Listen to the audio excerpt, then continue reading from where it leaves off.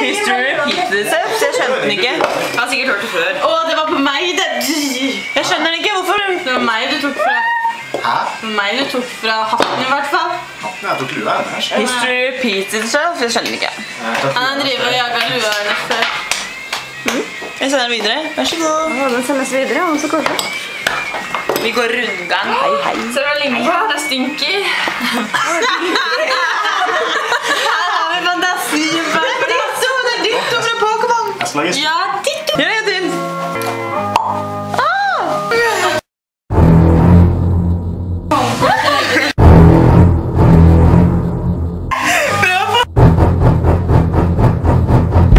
Se på alle pepperkakene som vi har laget, og så er det masse igjen, liksom. Nei, vi kan lage Millis nå. Oi.